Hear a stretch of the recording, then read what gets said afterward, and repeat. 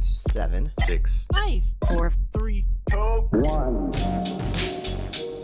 From the big game to a gamer's paradise. In the next 10 minutes, we'll get the lowdown on what's up in the world. I'm Bethany Van Delft, and this is the 10 News. Nintendo fans have been anxiously awaiting the opening of the first Super Nintendo World, which was scheduled to open at Universal Studios Japan on February 4th. Unfortunately, due to the COVID-19 pandemic, the park's opening date was postponed. Mamma mia! We're keeping an eye on how things progress because real-life Mario Kart? Yes, please. Let's go! On Sunday, February 7th, football fans will gather in their living rooms to watch the Tampa Bay Buccaneers and the Kansas City Chiefs face off in Super Bowl number 55. Let's warm up for the big game with 5 fascinating facts about the Super Bowl. Number 1, of the 10 most watched programs in American television history, 9 of them have been Super Bowls. An average game has more than 100 million people tuning in. Ay, caramba! Number 2, Super Bowls are measured in Roman numerals because the football season runs over the course of 2 calendar years. I thought that was just teachers trying to get a little math in while we watch our sports. Get out of here!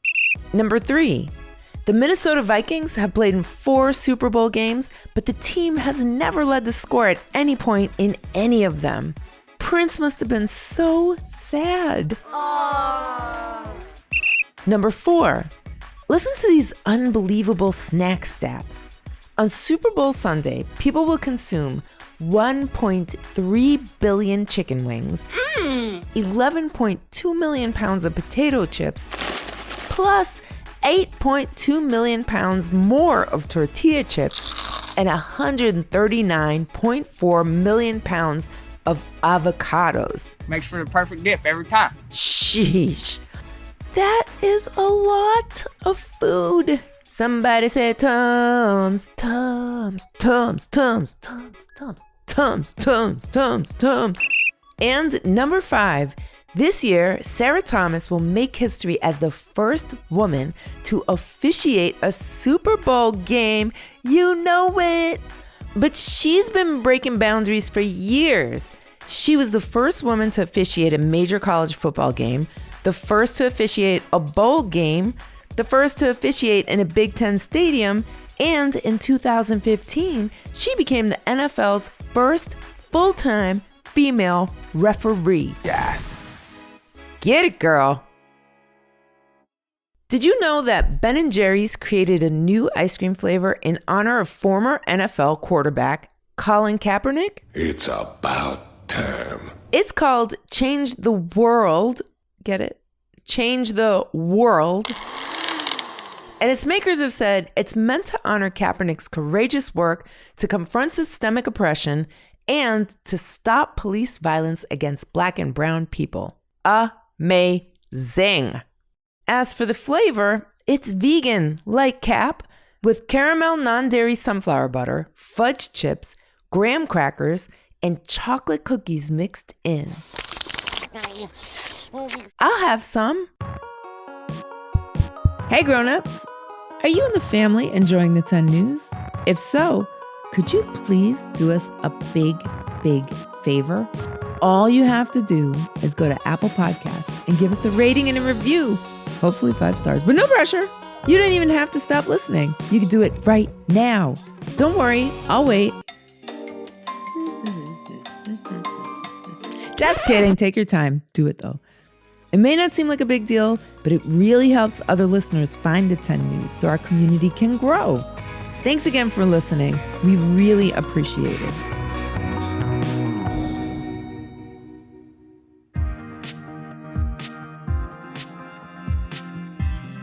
Next, let's go to Friends of the 10 and all-round sporty guy, Kenny Curtis, to find out how exercise can improve your mood.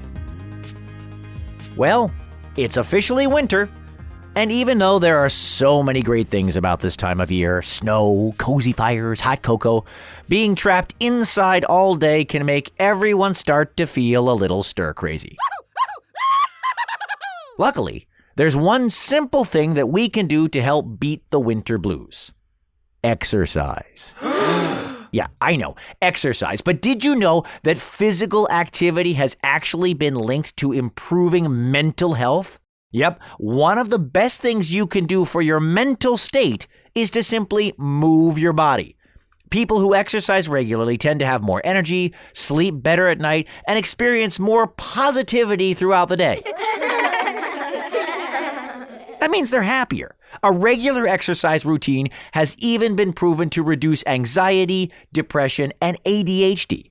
Exercise is a natural stress reliever. It helps you work off frustration and get rid of stress and tension, but it takes things a step further by releasing endorphins, special chemicals that give you energy and make you feel better, directly into your brain.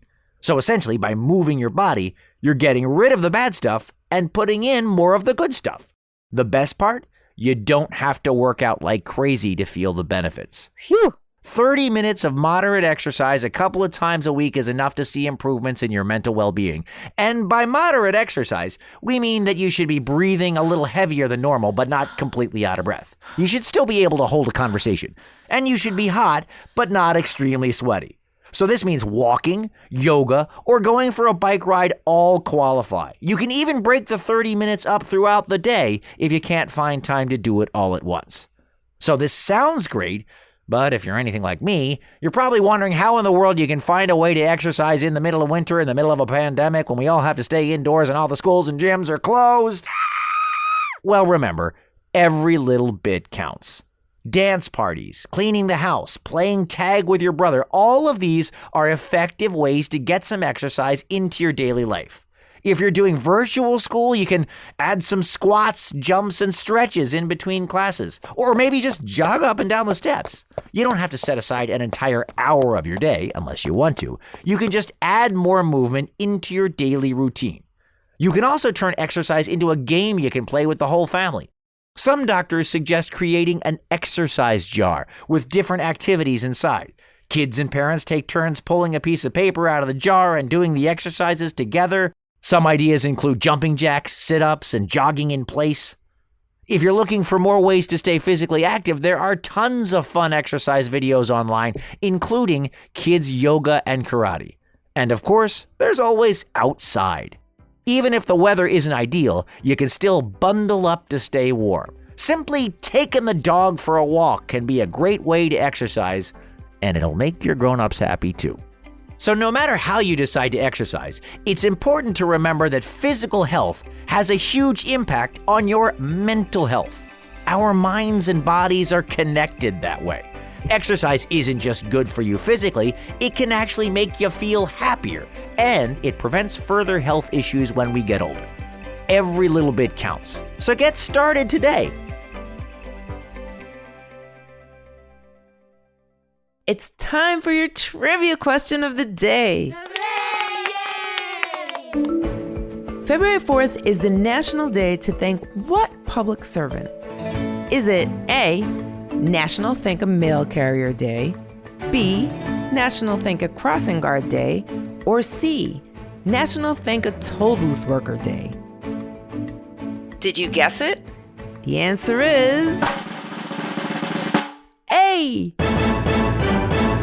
The Postal Service has worked extra hard this past year between mail-in ballots and all those online orders placed by people opting to stay home during the pandemic. But mail carriers always work hard. In fact, their unofficial motto is, "Neither snow nor rain, nor heat nor gloom of night stays these couriers from the swift completion of their appointed rounds." So Shakespearean. And that is some serious commitment to mail.